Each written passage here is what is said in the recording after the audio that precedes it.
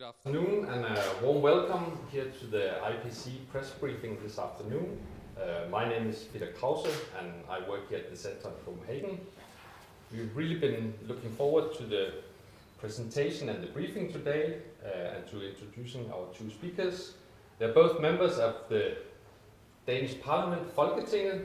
So we've got with us this afternoon Anna Falkenberg, who's got one of the two seats from the Faroe Islands, and Aki-Matilda Høegh-Dam, who's got one of the two Greenlandic seats at Parliament. So I think at any given time, all issues related to your countries and the North Atlantic are of great interest to the international media. And of course, with the current situation in international politics, not least the war in Ukraine and what follows, this interest has not become less. So therefore, we are glad to have you with us this afternoon to give, in the beginning, a presentation from each of you, just to introduce some of your policy points, and then we'll go to questions afterwards. So, without much further ado, I'm happy to introduce our first speaker, Aki-Matilda. The floor is yours. Welcome. Thank you. Well, my name is Aki-Matilda, and a lot of people think that Aki is pronounced Aki because of the K, but in Greenland, a lot of the syllables are actually pronounced a little different. So, for example, Aki, the K is pronounced as a G, so it's Aki, Aki-Matilda. I'm a Greenlandic politician elected to the Danish Parliament from Greenland for the Social Democratic Party, Siumut. And one of our primary goals is for us to create a prosperous Greenlandic people entitled to their own identity, to our own culture, to our own language, and creating a system that are for the indigenous people and community in Greenland. So already in that term, it's not a secret that a lot of the issues that are being discussed in the Greenlandic Parliament and so on, even at our work in the Danish Parliament, is always deeply rooted in our history with colonialism and how we fight to break through the different barriers there are with the history that comes from being colonized. So in Siumut we talk a lot about, for example, the wish for a sovereign, independent Greenland.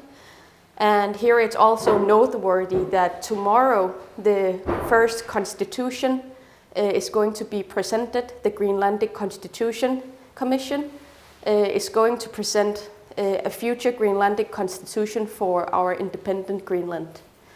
And we are looking very forward to seeing the results and the discussions that's going to follow tomorrow.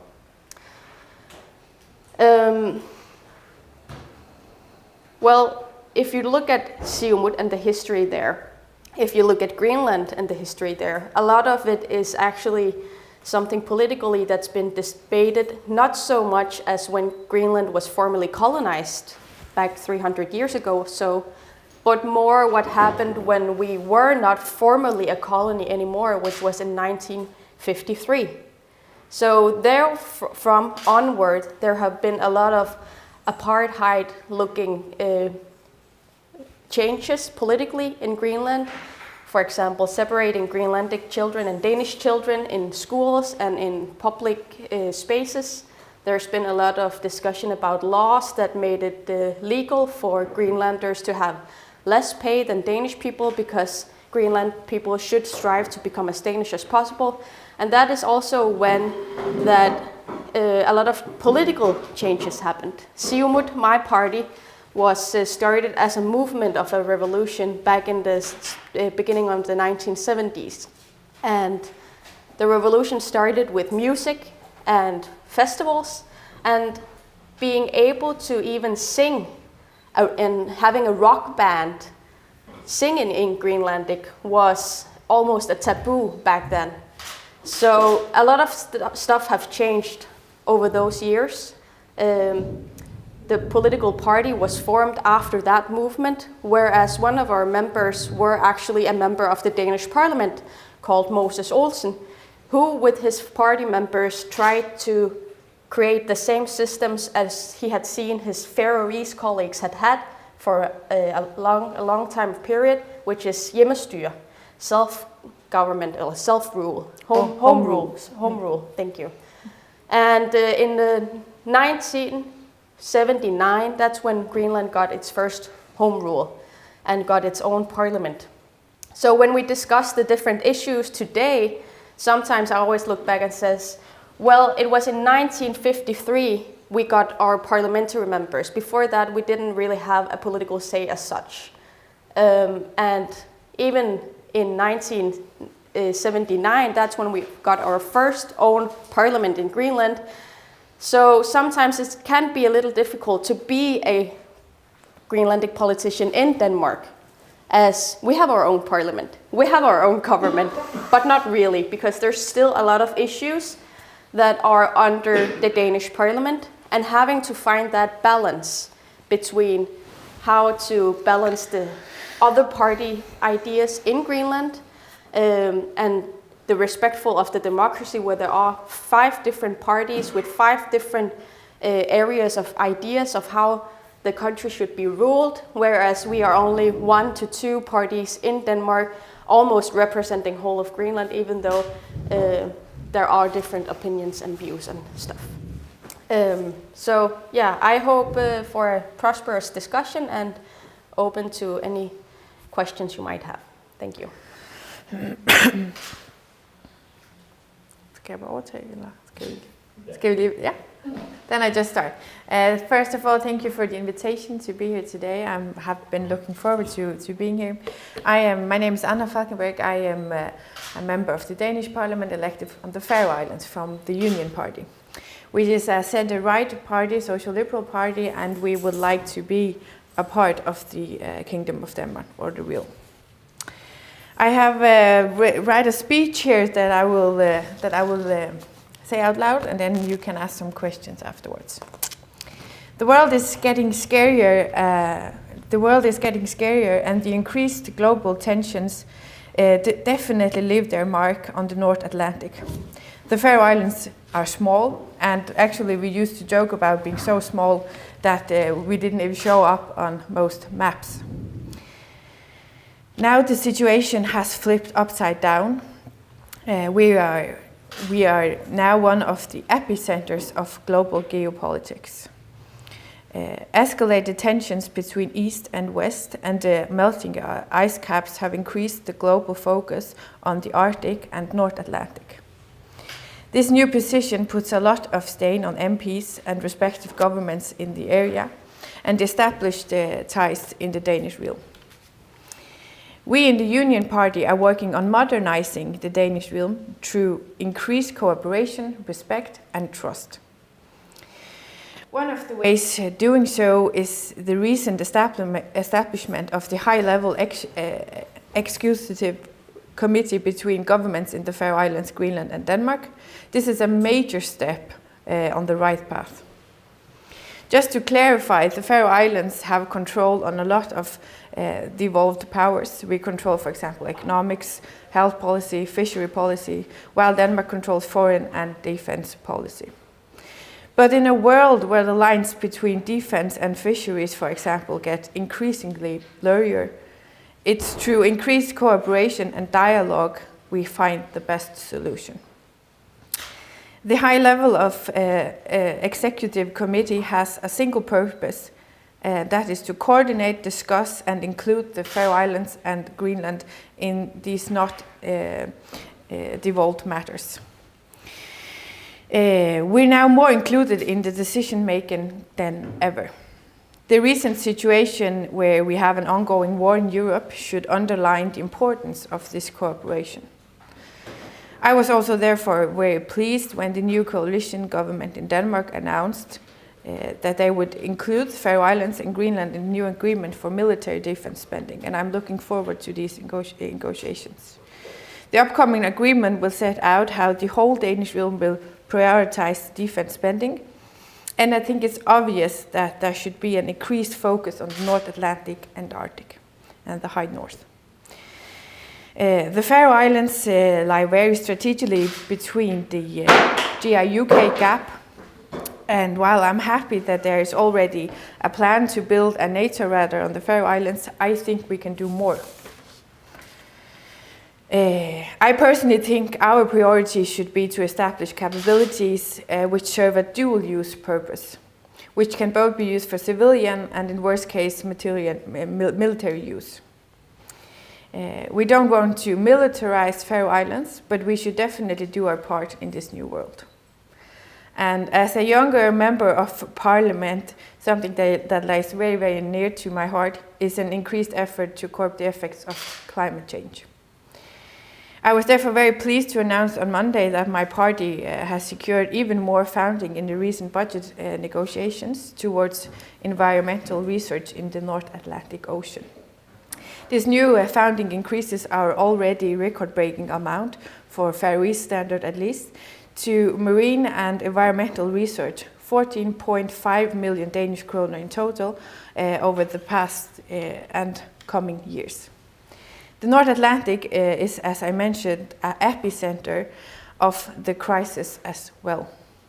The weakening Gulf Stream and melting ice caps on the Atlantic meet in the waters around the Faroe Islands.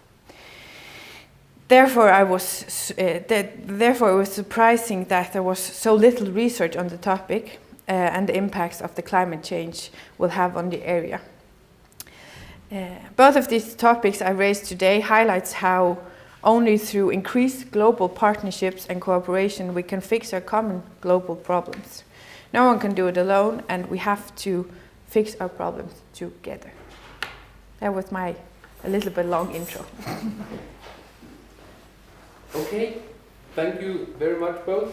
I think we'll now open up for questions, and we'll do it the way we normally do it. Try to take some questions here from the room first, and then also invite, we've got a few people with us also following the briefing this afternoon on Zoom. So if you could kindly write your questions in the chat, we'll try to pick them up from here. But I think we will see if there should be any questions from the room. Anyone? Yeah, and please, if you say who you are and who you work for, that would be helpful. Steffen, I know you, but please. Yeah, hi, I'm Steffen Kuhn from the German Research Institute. Sorry for that. Thanks that you're coming here. It's very interesting always to speak about the Northern Atlantic region in general and the kingdom, because it's, for me as a German, it's very special to be in a country that at the same time is multiple countries, so to speak. So maybe two questions, both one each, to up-to-date topics. The first one would relate to the research of DR, SVT, and NRK and Yle, to you, Anna. I think the Faroe Islands in last September renewed the fishery treatment with Russia, which caused some controversy here. In light of this research of these media, is there any debate to not renew it the next time in September? And how big is this topic in general? And Aki-Matilda, I hope I pronounced the name right now. Perfect. There was a little steer, at least according to Danish media, that Lars Løkke Rasmussen was not letting the North have a say regarding the Arctic ambassador. How big is this discussion in Greenland, and is there still a sense of belittling by Denmark for the Greenlanders and maybe also for the people of the Faroe Islands in regarding to these topics? Would you start? Yeah. Thank you for the question. And the short answer is this new,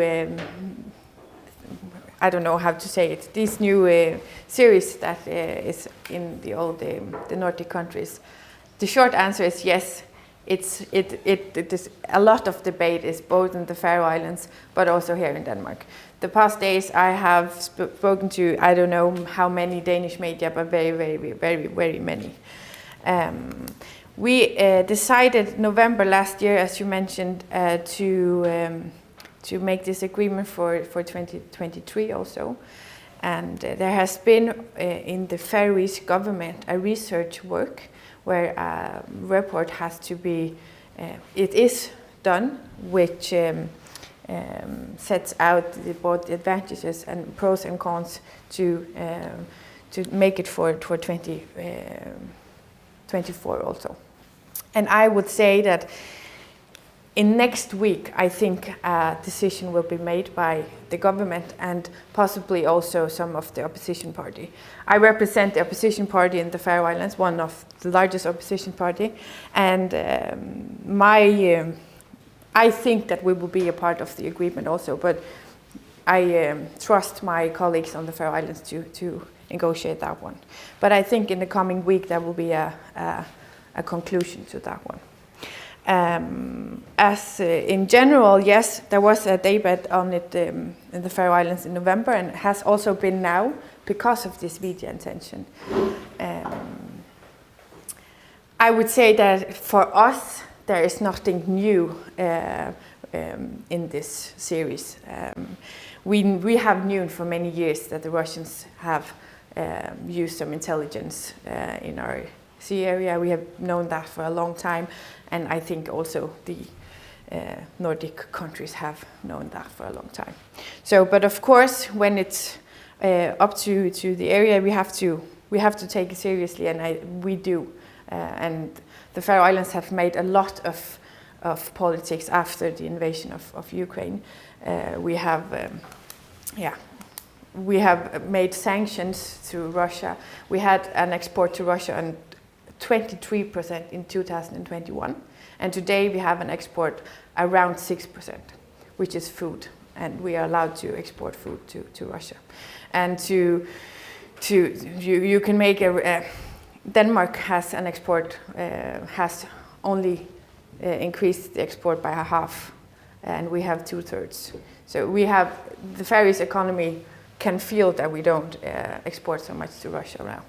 For the Arctic ambassador, Aki can answer for the Greenlandic part, but as a Faroese part and as an issue for in the elections, we actually proposed that we had to have 3 Arctic ambassadors, one from Denmark, one from Faroe Islands, one from Greenland, working together as a trio. That would be our proposal to how to solve this issue, because Faroe Islands is also an important part in the Arctic debate, and we have some other interest than, for example, Greenland. So it will be very important for us to also have a spokesperson who spoke our interest in the whole politic for the Danish kingdom. Yeah. Patrick, right? Stefan? Oh, sorry. That's fine. Let's get to know each other's names, right? But just thank you for your question. With a colleague of mine, Kuno Fenko, is this member of the Greenlandic Parliament on behalf of Siumut, we were the first to actually create a debate about the Arctic ambassador bring Greenlandic.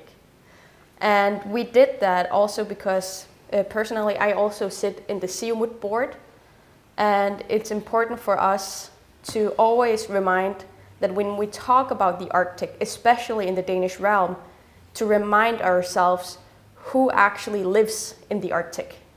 It's the Greenlandic people. The only one who actually lives in the Arctic in the Danish kingdom is the Greenlanders. And every time we go to conferences on the Arctic Circle, or when we go to conferences about how to improve issues in the Arctic, in the Arctic Council even, a lot of the discussion is not only about the military issues or the fisheries. A lot of it is about sustainability. It's about the people. It's about how to overcome generational trauma because of colonization. It's about a lot of the issues that are closely related to the human part. And the truth of the matter is that when you chose a person who never lived in the Arctic to represent the whole realm for an Arctic ambassador, you don't always reflect how it is to come from the Arctic. So every time we go to these conferences, the Arctic ambassador is going to talk about geopolitics, which is of course a big part of it, and we don't deny that. But the first thing I think about, and the first thing a Greenlander will think about, is the people. When we talk about the Bidufik Tula Air Base, the first thing we think about is my cousin Ritlak, whose family was moved from there because they had to make a base. We think about our family members, our friends, our teachers, before we think about geopolitics. And it's just such an important aspect of it also. And when the Danish minister says, well, it's about competencies, we always say, well, we are very competent. Are you saying we are not? Because we have a lot of educated Greenlandic people, but it is also a competence to know your area. It's also a competence to know the people living in the Arctic. It's also a competence to know the geopolitical, climate change, and actually have seen it and felt it. These things are also things we should consider, and that's what we strive for. So in terms of the belittling, yes, we see it as belittling when people kind of assume that we are not competent enough. For us in Greenlandic eyes, it would be, maybe the best way to describe this would be if the Danish realm had a woman ambassador. But the Danish minister chooses a man who've never seen a woman to be a woman ambassador. That's how we see it. So a person who never been in the Arctic, who've never seen Arctic people, who haven't known the actual issues, and choosing them because of their qualifications, who are different qualifications than what we would have considered a woman would perhaps known. You know, a woman knows how it is to be a woman, just like a person who lives in the Arctic know what it is to live in the Arctic. And that's just what we say about this. Of course, we have a lot of issues with the history that we, both in Greenland and Denmark, in my eyes, are fighting towards breaking through the taboos and breaking through the uncomfortableness that can be with those histories. But I think it's just as important to work through it and say, well, how can we create a better future in the end together? So it's just an important factor to talk about these issues, no matter how hard it can be. Thank you for that answer, both of you. I'm afraid we're staying a little bit with the geopolitics. We've got Bruce online, who works for the National Foundation for Danish America, and he's asking I guess it could the question go to both of you. What role would you like to see the United States playing going forward for your two countries respectively? I can answer first. In the Faroe Islands, we have a whole agreement, both opposition and governmental party. We would like to have a closer relationship with the US, and we have a close relationship today, but we would like to have a closer one. And we are talking about open representation in Washington, for example, and we have seen the past years more and more attention from US to the Faroe Islands. Multiple ambassadors have been there and seen the Faroe Islands, and I would say that is the almost most important thing to say. If you have to be there, you have to have seen it to understand it somehow, to understand the dilemmas that are in the community and in the kingdom in the whole. So it's a very, very short answer from me. We would like a closer relationship with the US, and I think there is something going on between the governments. Well, I believe we already have a close relationship to the United States and always have had. especially if you look at the history with the Second World War, and even right before that, the United States have been in Greenland, both in Bidufik Air Base, but also, they created Gangerlussuaq, which is what we use as a base right now when we fly from Europe to Greenland. The first place you land is Gangerlussuaq, which was created by the Americans back in the day in order to make sure that they can create a more safe United States and fly to Europe in terms of the Second World War especially. So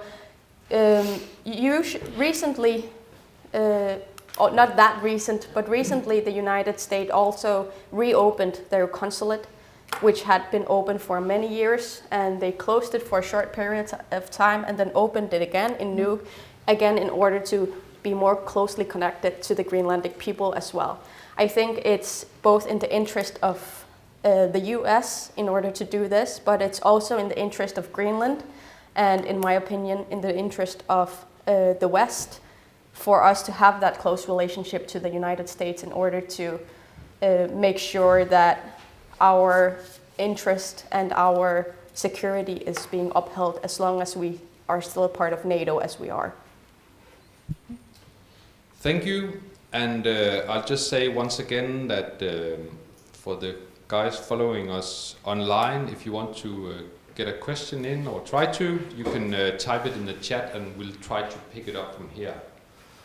But in the room, I think we'll go to Jan first, and then to Rolin, and then to Song. But Jan, you can introduce yourself. Thank you. Thank you. I'm Jan Olsen from the Associated Press. During the Cold War, this is a question for Anna. During the Cold War, there were radar stations on the Faroe Islands in connection with the alleged Russian spying ships, and you said there's nothing new about it. It seems that the Faroe Islands are sort of breaking ranks and not or putting fisheries over security. Is that the case? The short answer is no. And actually, approximately 1 year ago, as I also mentioned in my first speech, we decided that we want to establish this new NATO radar on the same environment that was before. So these things are in process, and it's a lot of equipment that has to be set up, and these things are in process. And I would say along all the Faroese parties, we want to be a part of NATO, and we want to show our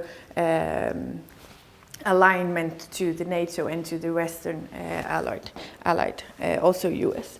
So I wouldn't say, and as I also mentioned, there has been a very, very quick change from Faroe Islands not even being seen on maps, printing world maps, and we weren't even on it. From now, everyone focusing on us. So there has been also a change in the thinking of both the political system, but also the people living there. From us being isolated in the North Atlantic, doing our own thing, nobody cared, to now have the world eyes on us and what we are doing. It's a big change in a very, very short amount of time. And we have to get used to that. And I would say we are in the process right now. We have, in the amount of how many people we live in the Faroe Islands, we have taken a lot of Ukraine refugees. We have sent humanitarian aid to Ukraine, and we have implemented sanctions to Ukraine. We have never done this to a nation before, ever. So there's been a lot of changes in also the mentality, both in the people living there and also in the political system. So I would say we have done a lot, and I would think we will do more also. Thank you. Rolin, I think the microphone is with you. Hi, my name is Rolin. I'm a journalist from Holland. And I actually have 3 questions for Aki-Matilda.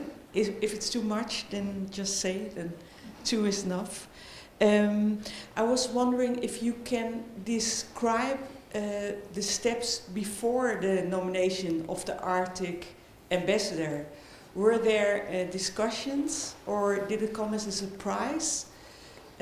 So yeah, if you can, maybe you can tell a little bit about what happened before. Then about the constitution that you mentioned, can you tell a little bit more about that? That is presented tomorrow. And last, the exploration of minerals. How do you see the role of the exploration for the future of Greenland? Well, thank you, Roline. It's not too much with 3 questions, but the way you had those questions are very broad, and I will try to answer them as best as to my ability. Otherwise, you should feel free to specify if there's something I missed. So first off, the describing of the nomination for the Arctic ambassador. We were not included at all in that process. So in a sense, yes, it did come as a surprise, but in another sense, as we have not seen us been included before, that wasn't a surprise, to say so.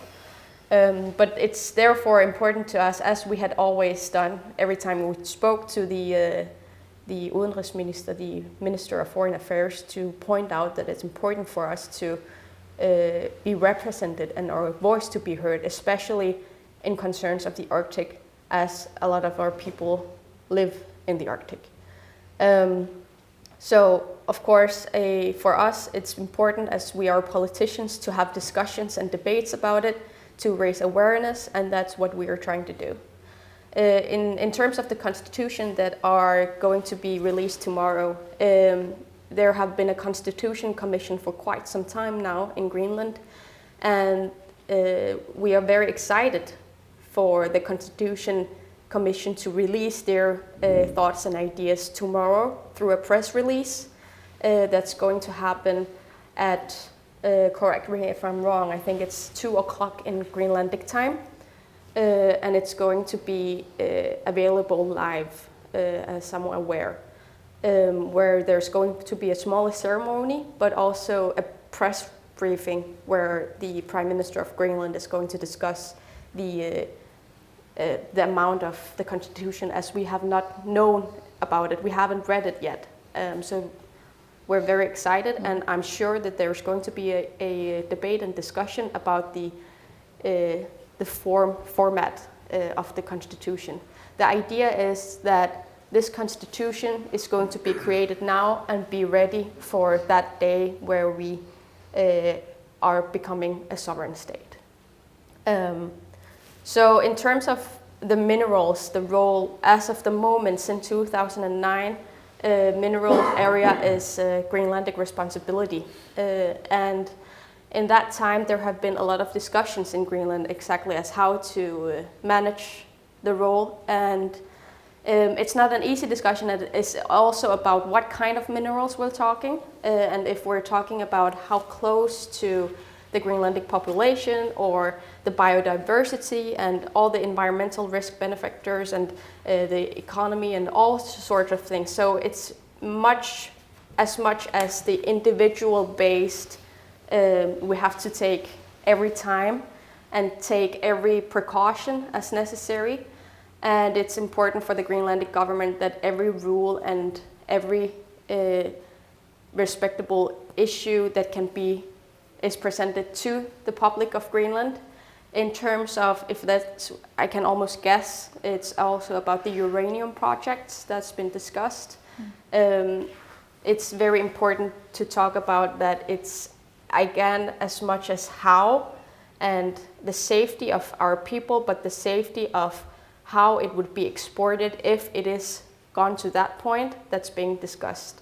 So the Kvanefjeld in South Greenland, there's a lot of minerals, for example, magnesium and stuff like that, that are fluoride, that are used in toothpaste, that are used in cell phones, that are more interested in that discussion, and the uranium is a byproduct that should also be handled with care. So a lot of the discussion have been around exactly how to manage that, if there is going to be pollution, how to manage that part, and so on and so forth. The evaluation at the moment in terms of the uranium project is that it should be standby, and as far as we know, there's a lot of discussion with the firm that was going to create that. And but if you're thinking about gold mines, if you're thinking about iron, there's a lot of going on already in Greenland. Thank you. Mm-hmm. Thanks for that. And again, I'll just say to the guys online, if you want to get questions in, then now's the time to type your question in the chat. But I think Song, did you have a question? Yeah? Sure, there you go. My name is Zhong Min-pan from Royal Postal Magazine. I have a question to Aki. For 10 years ago, so many Chinese wants to make investment to Greenland. I think so many Chinese companies visited to Greenland, but it was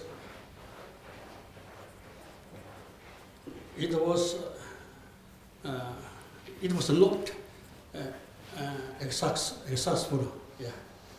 Somebody told me because both of two governments, they are different political system and political culture. Yeah. How do you think that? Please, thank you. Well, thank you for your question. I think it's based on, as far as I've understood, if Chinese companies want to make investments in Greenland, you have seen that beforehand, and a lot of the times there have been a lot of discussions also concerning the role between the realm, where, for example, Greenland have had one opinion and perhaps Denmark had another. In those issues, it's about, well, it is Siumut's very clear statement that we are not going to just shut down a country just because of what kind of country it is. I think it's always important to have diplomacy, no matter if we're talking about bigger countries as the United States or China, but as far as I can tell, every other country as well. It's very important to always do the due diligence before investments from bigger companies from other countries, and always to make sure that there aren't any loopholes where there are, for example, where they don't really pay taxes because they are in another island or some stuff like that. It's very important to always make your due diligence, no matter what kind of company it is. I think it's dangerous to just shut out specific companies without making individual research on each and one of them, no matter what country they are from, also China. So. Thank you. Thank you. Any more questions from the room? Stefan? Yeah, okay, we can go. We'll go to just a minute. Camille, if you just introduce yourself, thanks. My name is Camille Bavolat. I'm from the international news agency AFP. My question is about the constitution, because I think the Faroe Islands also had a kind of a constitutional committee before, or We had, yeah. kind of. And I'm wondering why is this committee is important to the people both in Greenland and the Faroe Islands? Is it to send a signal to Copenhagen that you're actually getting ready to be independent? How close are you actually to get away from Denmark? I can start. If there has been a constitutional committee, and there was a constitution on the table. It's not a constitution as where in Greenland it is. We use this when we get sovereign. This was like expanding of the home rule and the claiming that the Faroe Islands had some ruling on some areas. So I wouldn't say it was a constitution, more like a self-governant constitution. And as for my party, we thought that it was a little bit, we didn't see the point of doing it because we have the home rule and we have a lot of legislation supporting the home rule and making the home rule more modern. It's from 1948, so it's very old and it doesn't reflect in words the world we're living in today and the cooperation between the two countries. But we have a lot of legislation that supports to the home rule and makes up some maneuver room for living in 2023. And for my party, we have the ideology that we think we are stronger together in the kingdom. And we want to, as I said, modernize the kingdom and making Faroe Islands more, making the foreign policy room expanded a bit and making our voice a little bit more, being able to represent ourselves in different organizations and so on. So we would like to use the pros of being three countries together because we have individually strengthened and pros and cons and things we can use, and we think in the whole we are better and stronger together.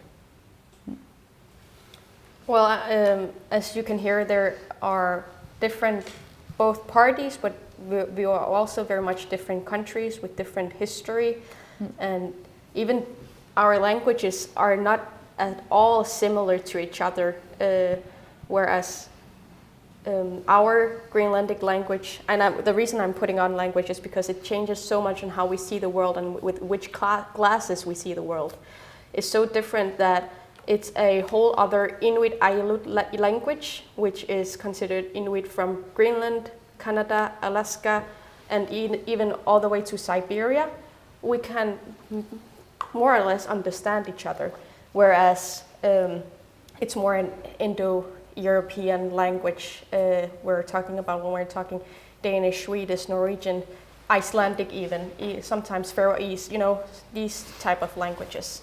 So Greenland is very different from that, and I think it's important to remember the differences when we're also having this discussion. Not to create a distance, but also to create a more understanding environment. So other than that, I would agree, in Siumut we do believe that we should cooperate. And we do believe cooperation is very important. The way we are seeing this, though, is we need to have a stronger voice in foreign policies. We need to have a stronger voice in every area of responsibility that is Greenland and that affects the Greenlandic people. In our opinion, that can be created through, for example, a federal government where there are 3 equal states with their each responsibilities for their own countries, but that are getting together for a common goal. As at the moment, because it's such an old constitution we have from the Danish realm, technically, if you read it, there is nothing that suggests that Denmark have given up some of their sovereignty to Greenland or Faroe Island, but Faroe Island and Greenland have given up our sovereignty to Denmark. And what we want from Greenland is that to be more equal. So every country have given some kind of sovereignty to each other for a bigger purpose. And to do that, we think it's important that we should be a state first. And that's why we are talking about becoming a state. I think it's important not to use the word independence as such, because there's, in our opinion, not a single country in the world that is actually independent. Maybe the closest one to independent country is North Korea. And even North Korea is strongly relying on their partners in China. So even they are not 100% independent, right? And we think we should be a part of the bigger world. We should be a part of the UN. We should be a part of the discussion in NATO and in Europe and other areas like that. But because of the limits that the community of the realm holds now, we don't have these opportunities. To create that, we have to become a sovereign state in itself that are cooperating with Denmark and Faroe Island and maybe other countries together on bigger issues as, for example, geopolitical issues, climate change, and so on and so forth. So Constitution Commission is for us because we are very much looking forward to that process. And in our opinion, we are fighting for creating a state, and we are doing it in the best way possible, where we both include the Greenlandic people in the discussion. So it's important for us to take it one step at a time, for example, with the Constitution, where we're going to have a more discussion about exactly how that's going to look. What is a state that is Greenland's going to look like? Who is going to have citizenship? Who is going to have, and so on and so forth, right? So that's why it's important for us to take these steps and have these discussions. And as far as I'm concerned, and I know that the Greenlandic Parliament is even starting the debate on how to have those talks with Denmark. At the moment we're speaking right now, they're having meetings to ensure that they know how to have these in a calm manner, instead of just cutting every tie. That's not what we want, but to create a common solution with Denmark that's going to benefit both countries. And these discussions are going to happen, in my opinion, in the next couple of perhaps 10 years or so. So the constitution you're going to make public tomorrow, it's more something that you can rely on build the big one. It's not like if you become a state, is it this text that you're going to use? Yeah, most likely that text we're going to use. So there's going to be a discussion, and perhaps there is going to be few changes, but tomorrow it's going to be represented to the public, and then it will be that what we're going for when we're having a state, Greenland. Thank you, and Stefan, welcome back. The question now is circling around climate change. Anna, you mentioned that is a topic that you care about very much, and I mean many people do. So we have like the opening Arctic, or the Arctic waters opening for ships, and all the influences you feel stronger up north than, for example, in Denmark. How much of a topic is that? And I mean, it will have disastrous consequences for the world's climate, but it also has some economical benefits, especially for Greenland. How is this benefits versus risks seen in Greenland and Faroe Islands? And how big is the debate about that?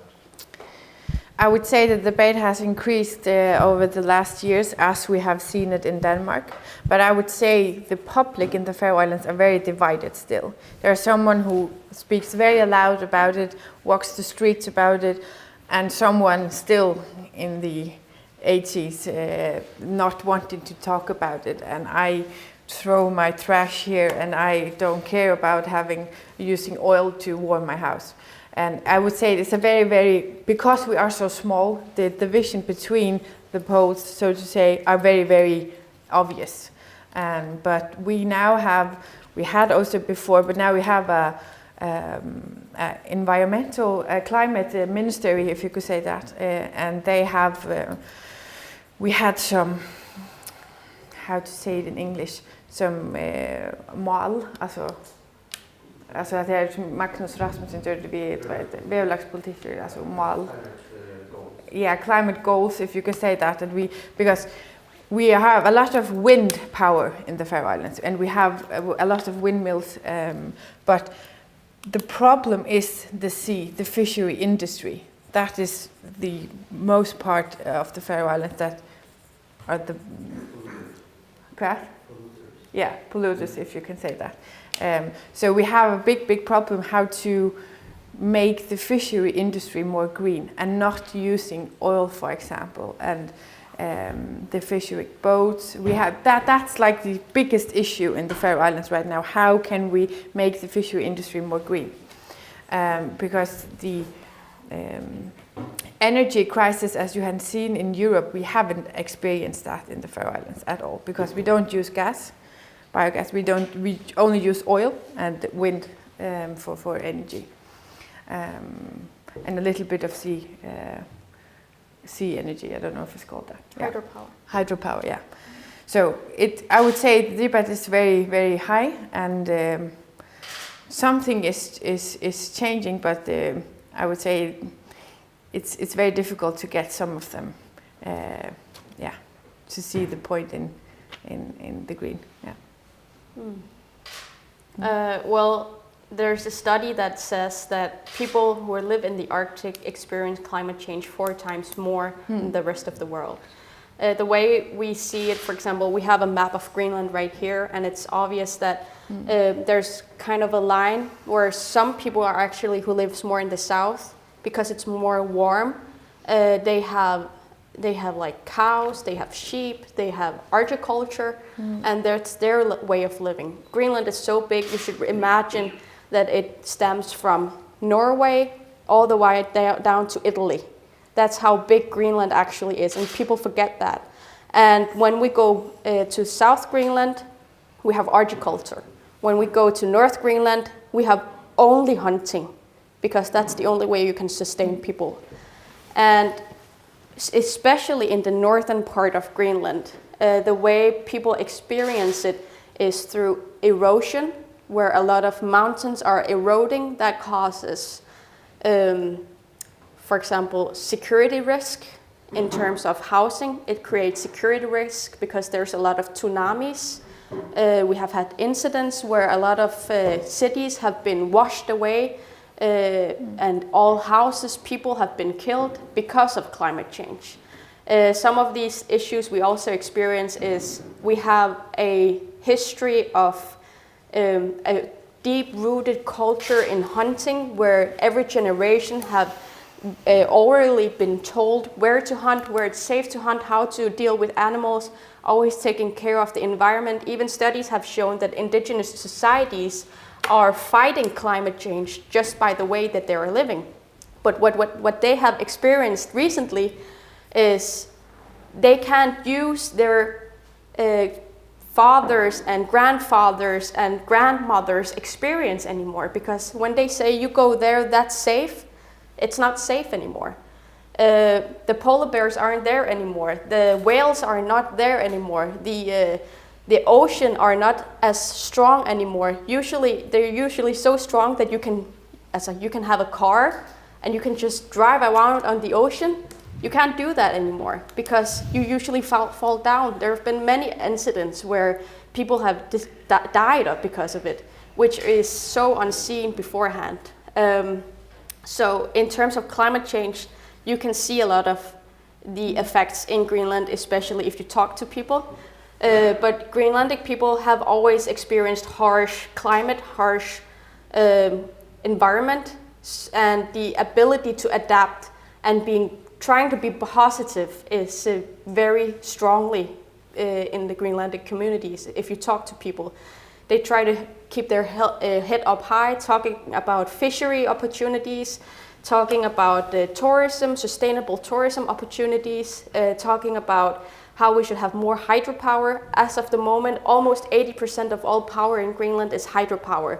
And we want to create that as much as 100% in the next coming years as we can.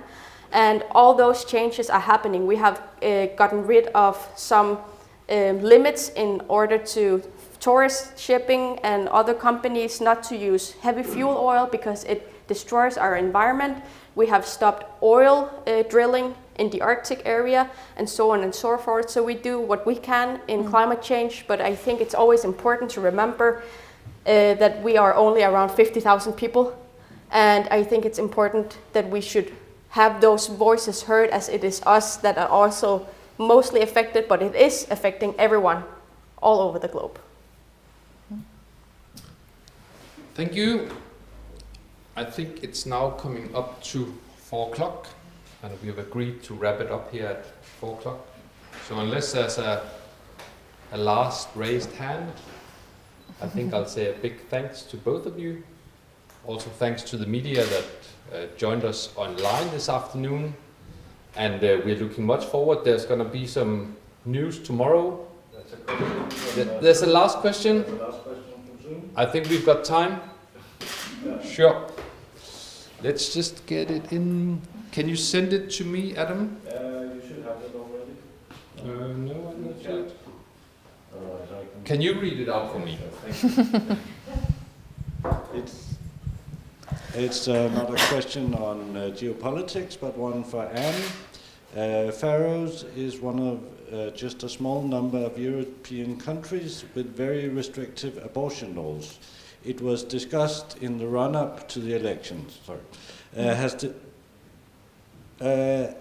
Has debate around this issue continued, and where do you see the Faroese position on this going? Yeah, thank you for the question. The abortion law in the Faroe Islands is very, very old, and from 1956, if I remember correctly. It's important to know that the Faroe Islands is a very, very religious society, and we have a lot of religious groups, and the abortion law has been debated for many, many years, and that was actually why I started in politics when I was 14, 15 or something like that, because I wanted to raise a more liberal voice, and I would say from that point when I started in politics and debating this issue to now, there has happened a lot. Also in the debate, how we debate it. It's not that we can talk to each other now about it. And I would say if you look at the elected parliament in the Faroe Islands now, you can see a more majority of changing the abortion law to being less restrictive. So I would cross my fingers that something is happening soon. I don't know, I'm not elected there, but something is happening soon, I hope. Anna, thanks for that. The last question that we just got in, I was just about to say thanks to both of you, and I'll say it again. And also thanks for highlighting there's going to be some news to follow from Greenland tomorrow. Very, very exciting, and I'm sure the debate, not at least around the fisheries in the Faroe Islands, will continue. So we'll all be keen to follow that. But once again, thanks a lot for coming here to the IPC, and hope to see you again. Thanks. Thank you. Thank you for the invite. Chips. Ja, det kan jeg give til. Du kan. Ja, fordi